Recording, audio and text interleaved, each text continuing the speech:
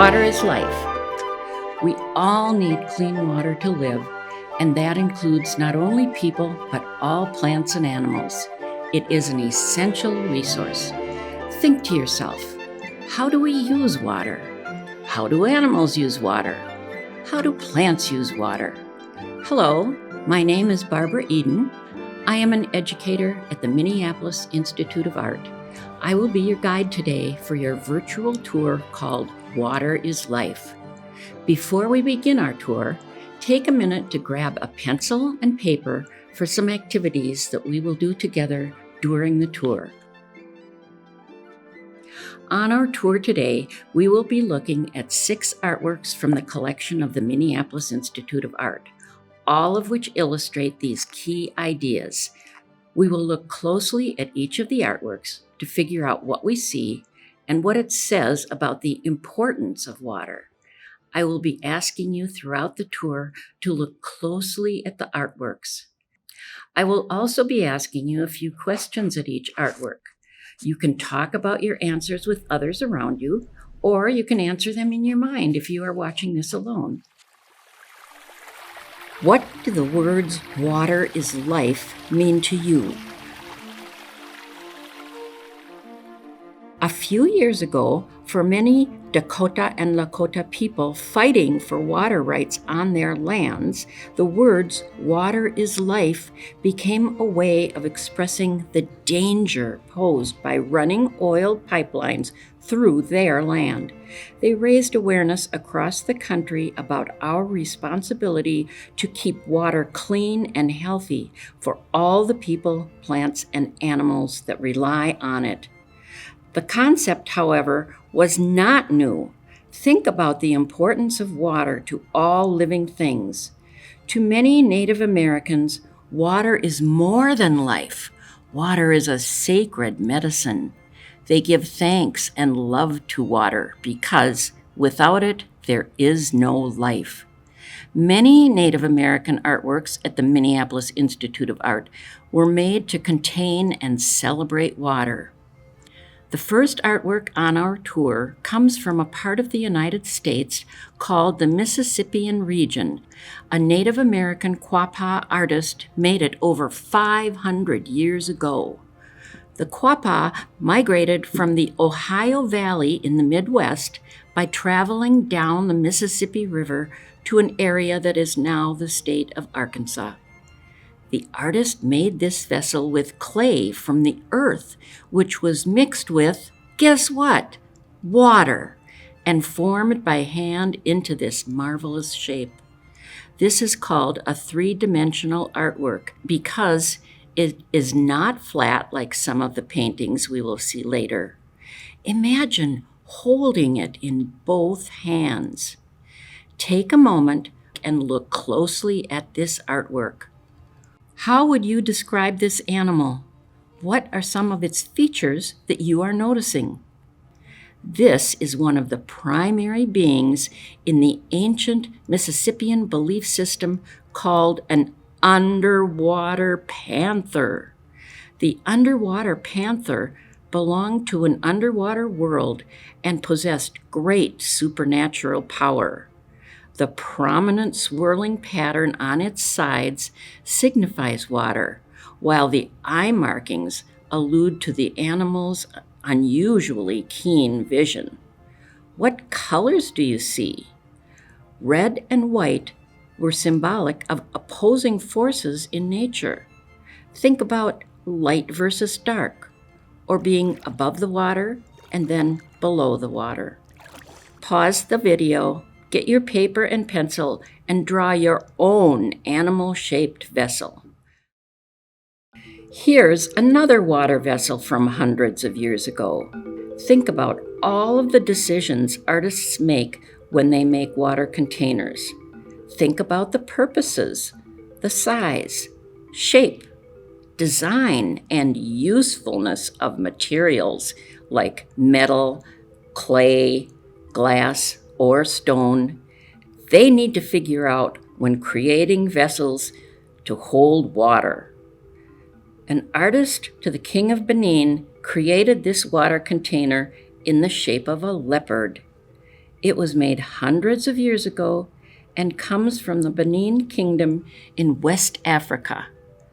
Water was extremely important and valuable to sustain the kingdom.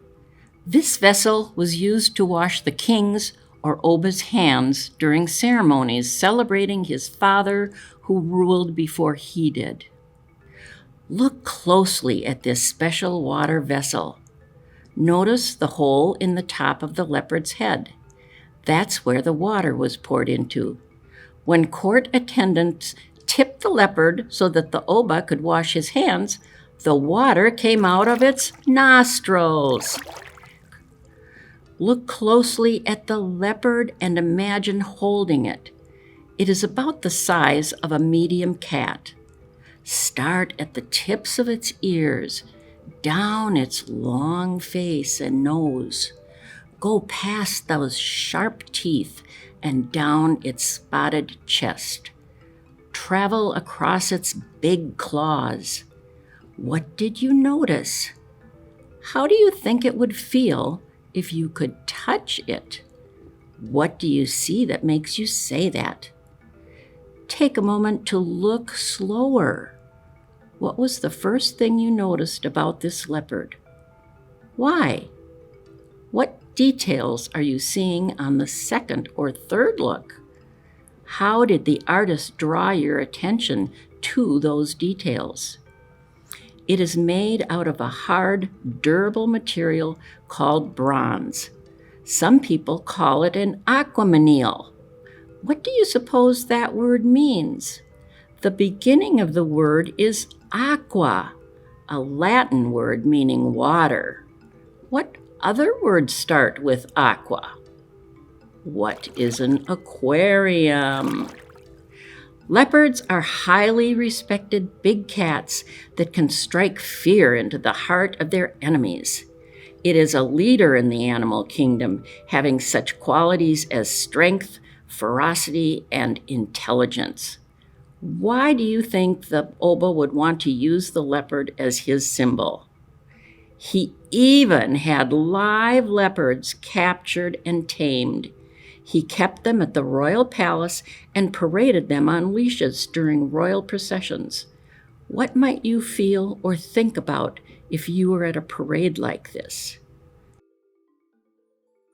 Our next artwork is hundreds of years old and shows many different ways people in a town in Italy used water. Get ready to figure out all of the ways. Find the street market and figure out who is selling what. People are engaged in a variety of activities requiring water. Name some of the things that the people are doing. Look up in the sky to see something magical and mystical. That is Neptune, the ancient god of the sea. How is he pictured? Now, I would like you to pause the video. Use your imagination to draw your favorite fish. It can be a simple copy of what you see in the work of art, or the fish you draw might be scary looking or funny looking. Maybe you want to draw a beautiful fancy fish.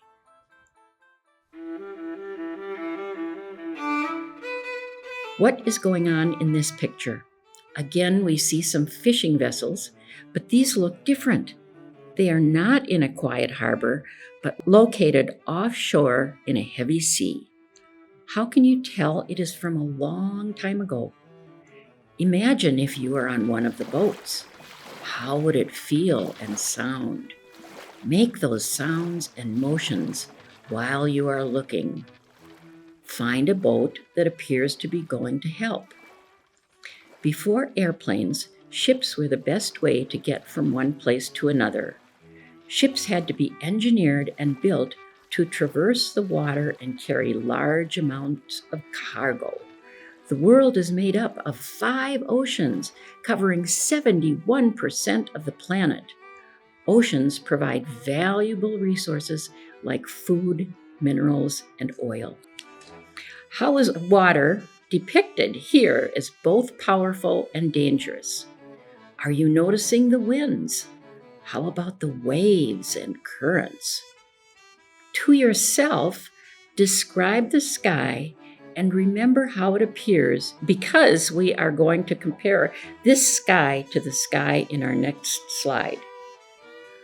Look at the sky. In your mind, give a weather report. Then compare it to what we saw in the Heavy Seas painting. What is happening on the ground? What form of water is depicted, and how does it happen? Liquid form of water changes to snow and ice when the temperature drops. Snow acts as insulation in the winter, and it melts into water in the spring. Think about animals and what you know about hibernation during the winter. Focus on the box and the brown bear. Cream of wheat is a dry cereal mixed with boiling water and cooked until thick and creamy. It's so yummy, it brings a bear out of hibernation to eat. In your mind, describe the landscape. Notice how it is barren except for tree stumps and evergreens.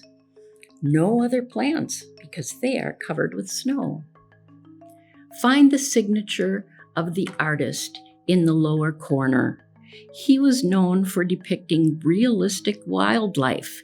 Notice how very real looking the brown bear is. A lot of artists like Goodwin make close observations of nature to create their images. He was paid by the Minneapolis Cream of Wheat Company to paint this as an ad for their cereal, and it originally hung in their offices. If you were to come to Mia to see this in person, you might spy other paintings in the same gallery that were also Cream of Wheat ads. Let's pause this video and take a minute to get those wiggles out. Move around your room like a big brown bear, exploring and finding food.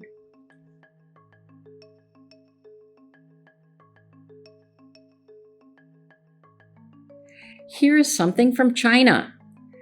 We are exploring Chinese Taihu rocks through a window in a scholar's study. The rocks are called Taihu because they are from the Taihu Lake. Strangely shaped rocks are an important physical and symbolic element in Chinese gardens. The pores, the holes, and strange forms of these limestone rocks were naturally molded through erosion by flowing water and acidic soil. Think about the word erosion and what else might be eroded. The more eccentric the rock, the more it was prized. Consider how sea life might make use of this type of rock in Taihu Lake for their homes and for protection and play. Chinese scholars and their friends would imagine they were super small and walking around in the rocks as though exploring a mountain. How do you think it would feel to walk around in one of these mountain rocks shaped by water? Pause the video and draw your own fantastic rock. We've seen how humans use water and depend on it. What do you wonder about water? What are some new words you've learned? What else did you learn? We know that humans, plants, and animals all need water to live. We need to protect this precious resource so that clean water is available for us, as well as all the animals and plants on our earth. Thanks for joining me today on our Water is Life virtual tour. Bye.